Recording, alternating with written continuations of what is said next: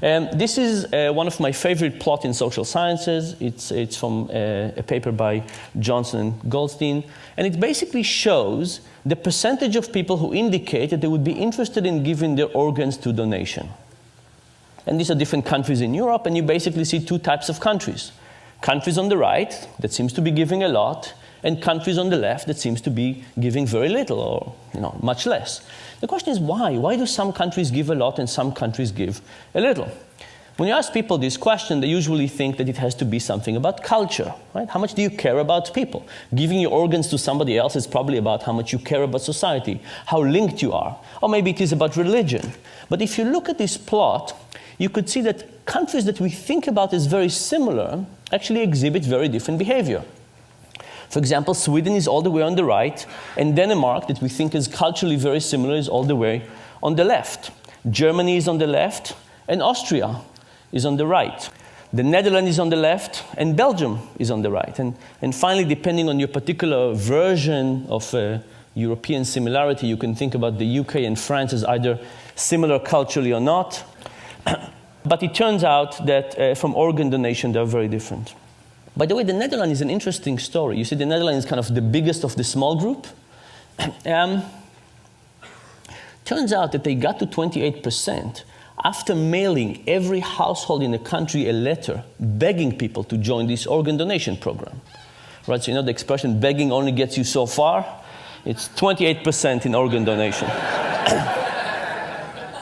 But whatever the countries on the right are doing, they're doing a much better job than begging. So what are they doing? Turns out the secret has to do with the form at the DMV. And here's the story.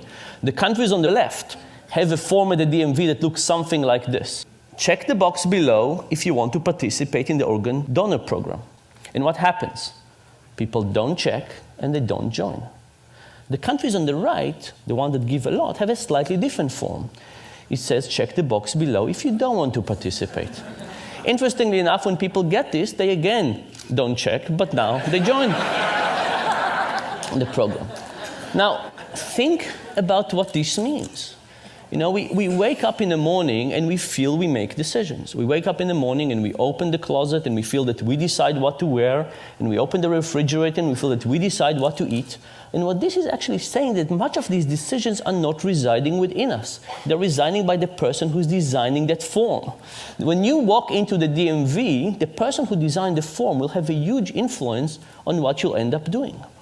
Now, it's also very hard to intuit these results.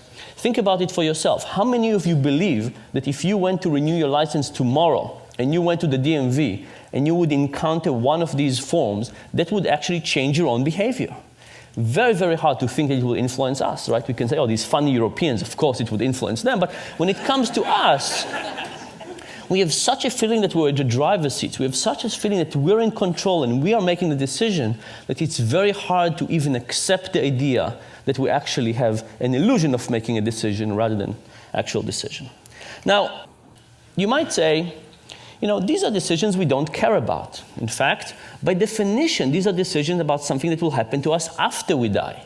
How could we care about something less than something that happens after we die?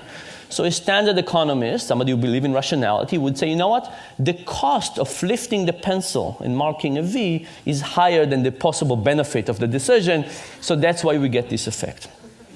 But in fact, it's not because it's easy, it's not because it's trivial, it's not because we don't care, it's the opposite. It's because we care, it's difficult, and it's complex, and it's so complex that we don't know what to do. And because we have no idea what to do, we just pick whatever it was that was chosen for us.